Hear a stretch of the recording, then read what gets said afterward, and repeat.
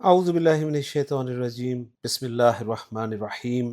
ربنا اغفر لنا ولاخواننا الذین سبقونا بالایمان ولا تجعل فی قلوبنا غلا للذین آمنوا ربنا انک رؤوف رحیم، آمین یا رب العالمین۔ رب اشرح لی صدری ویسر لی امری واحلل عقدۃ من لسانی یفقہوا قولی، ربی یسر ولا تعسر وتمم بالخیر، آمین یا رب العالمین۔ قرآنی دعاؤں کے سلسلے میں آج کے لیکچر کے لیے میں نے آپ کے سامنے سورۃ الحشر کی آیت نمبر 10 سے ایک دعا جو ہے وہ تلاوت کی ہے۔ پوری آیت یہ ہے کہ والذین جاؤوا من بعدہم یقولون ربنا اغفر لنا ولاخواننا الذین سبقونا بالایمان۔ ہم دعا کا حصہ جو ہے صرف گرامیٹیکلی انالائز کریں گے جو میں نے آپ کے سامنے پڑھا ہے۔ دعا میں وقف کی کوئی علامت نہیں ہے، لیکن ایک حرف عطف واو ہے، لہٰذا اس دعا کو ہم پہلے دو حصوں میں تقسیم کریں گے۔ پہلا حصہ ہوگا ربنا اغفر لنا ولاخواننا الذین سبقونا بالایمان، دوسرا ہوگا ولا تجعل فی قلوبنا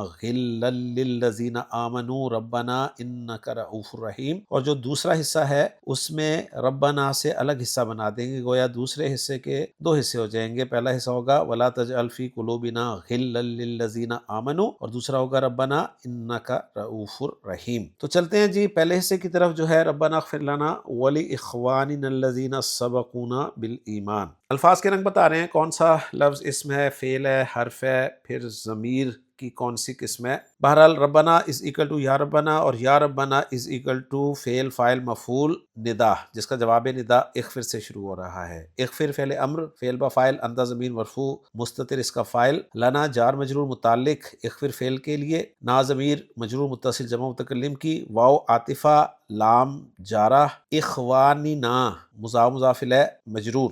اخوان اخ کی جمع ہے، جمع مکسر ہے، اور اخوان کے ساتھ نا ضمیر مجرور متصل جمع متکلم کی لگی ہوئی ہے، اور لاخواننا یہ معطوف ہو جائے گا جس کا معطوف علیہ ہے لنا، گویا لنا معطوف علیہ، واو عاطفہ، لاخواننا معطوف علیہ اپنے معطوف سے مل کر متعلق اغفر فعل کے لیے۔ آگے الذین آ رہا ہے جو کہ اسم موصول ہے، اور ہم جانتے ہیں اسم موصول اکیلا نہیں آتا، اس کا صلۃ الموصول ہوتا ہے، تو صلۃ الموصول ہے جی سبقونا بالایمان۔ سبقو فعل با فاعل، واو ضمیر مرفوع متصل بارز اس کا فاعل، سین با قاف حروف مادہ، جمع مذکر غائب، ماضی کا یہ صیغہ ہے جی۔ خان صاحب لکھ رہے ہیں باب ضرب یضرب سے سبق یسبق سبقن تیز چلنا، آگے نکلنا، اور بتا رہے ہیں کہ اس بنیادی مفہوم کے ساتھ مختلف معانی میں استعمال ہوتا ہے۔ ایک معنی بتا رہے ہیں کسی بات کا آگے نکلنا، یعنی بات کا طے ہو جانا، فیصلہ ہو جانا۔ ایک معنی لکھ رہے ہیں کسی کی پکڑ سے آگے نکلنا، یعنی بھاگ جانا۔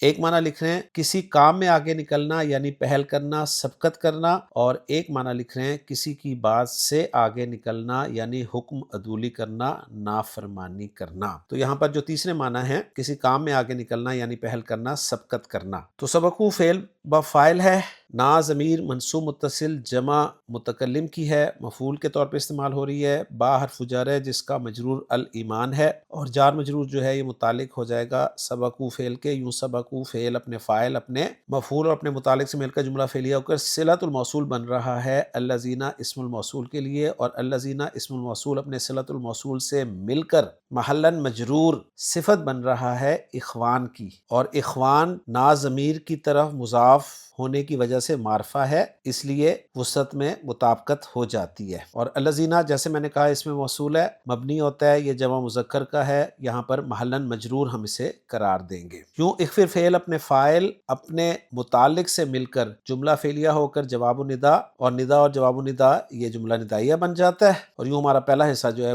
گرامیٹیکلی انالائز ہو جاتا ہے۔ اب ہم چلتے ہیں دوسرے حصے کی طرف، اور وہ ہے وَلَا تَجْعَلْ فِي قُلُوبِنَا غِلًّا لِّلَّذِينَ آمَنُوا۔ واو عاطفہ لا ناہیہ، اس لیے کہ آگے تجعل فعل مضارع مجزوم ہمیں نظر آ رہا ہے، جعل یجعل با فتح یفتح سے استعمال ہوتا ہے، بنانا اس کے معنی ہوتے ہیں، فعل مضارع معروف مجزوم واحد مذکر حاضر کا صیغہ ہے، یہ فی حرف جر ہے جس کا مجرور قلوب ہے، اور قلوب مضاف ہے جس کا مضاف الیہ نہ ہے، گویا قلوبنا مضاف الیہ ہو کر مجرور ہوا فی حرف جر کے لیے، اور فی حرف جر اپنے مجرور سے مل کر متعلق ہو جائے گا لا تجل فعل کے، اور لا تجل فعل با فاعل ہے، انتا ضمیر مرفوع مستتر اس کا فاعل ہے۔ آگے آ رہا ہے جی غلن۔ غلن جو ہے یہ منصوب استعمال ہوا ہے، مفعول بن جائے گا، لا تجل فعل کے لیے، اور غل کے معنی ڈکشنری میں ہم دیکھتے ہیں خان صاحب نے کیا کی ہیں جی۔ خان صاحب نے غل لفظ کو باب ضربہ یضربو سے ذکر کیا جی۔ غللا یغللو، غلہ یغلو غلن، دل میں کینہ یا قدورت رکھنا، اور غل کے بارے میں بتا رہے ہیں کہ یہ اسم ذات بھی ہے، یعنی کینہ اور قدورت کے لیے بھی استعمال ہوتا ہے، اور آیت کا ریفرنس یہی دیا ہے سورۃ الحشر کی آیت۔ غلن نکرہ ہے، اس کے بعد جار مجرور آ رہا ہے للذین، جس میں لام جارہ ہے، جس کا مجرور الذین اس میں موصول ہے، جو کہ محلاً مجرور ہوگا، جمع مذکر کے لیے استعمال ہوا ہے، اور اس میں موصول کا جو صلۃ الموصول ہے وہ ہے آمنو، اور آمنو فعل ماضی معروف جمع مذکر غائب کا صیغہ ہے، فعل با فاعل واو ضمیر مرفوع متصل بارز اس کا فاعل ہے۔ آمنا یؤمنو ایمانن، ایمان لانا، آمنو فعل با فاعل ہو گیا، یہ صلۃ الموصول بن گیا الذین اسم الموصول کے لیے، اور الذین اسم الموصول اپنے صلۃ الموصول سے مل کر مجرور ہو گیا لام جارہ کے لیے، اور لام جارہ اپنے مجرور سے مل کر صفت بن گیا غلن کے لیے، اور غلن موصوف اپنی صفت سے مل کر مفعول بن گیا لا تجل فعل کے لیے، اور لا تجل فعل اپنے فاعل، اپنے متعلق اور اپنے مفعول سے مل کر جملہ فعلیہ بن گیا۔ یوں یہ دوسرا حصہ بھی ہمارا گرامیٹیکلی انالائز ہو گیا۔ اب ہے جی ربنا انک رؤوف الرحیم۔ ربنا از اکول ٹو یا ربنا بہت دفعہ کر چکے ہیں، آخری حصے کو انالائز کرتے ہیں۔ انک رؤوف الرحیم، انا حرف ظروف مشبہ بالفعل ہے، کاف ضمیر منصوب متصل واحد مذکر حاضر کی انا کا اسم ہے، اور انا کی دو خبریں آ رہی ہیں جی، ایک ہے رؤوف اور ایک ہے رحیم، اور یوں انا اپنے اسم اور دونوں خبروں سے مل کر جملہ اسمیہ بن رہا ہے۔ تو الحمدللہ جی ہماری ورکنگ مکمل ہو گئی ہے۔ محمود صافی صاحب کی ورکنگ کے ساتھ اس کو میچ بھی کر لیتے ہیں۔ محمود صافی صاحب بتا رہے ہیں ربنا منادہ مضاف منصوب، لنا متعلق بھی اغفر، وکذالک لاخواننا، بالایمان متعلق بھی سبقونا، واو عاطفہ لا ناہیہ جازمہ، فی قلوبنا متعلق بھی محذوف مفعول بھی ثانی، للذین متعلق بھی غلن، کیونکہ غلن مصدر ہے اس لیے اس کے متعلق کر دیا انہوں نے، اور مزید اس پہ بتا رہے ہیں کہ یہ صفت بھی ہو سکتا ہے غلن کی۔ جملوں کا اعراب النداء و جوابہ فی محل نصب مقول القول، کیونکہ آیت میں یقولون آ رہا ہے۔ جملہ اغفر لنا لا محل لها جواب النداء،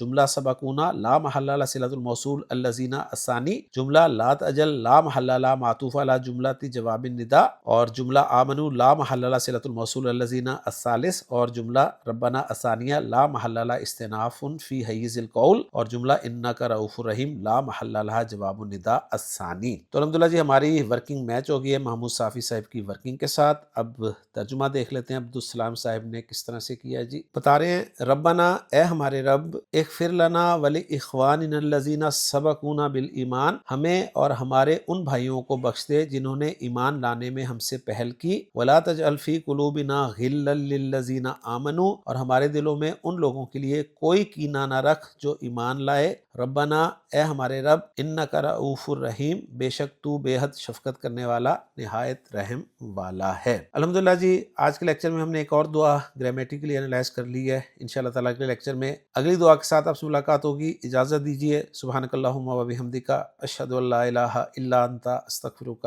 و اتوب الیک۔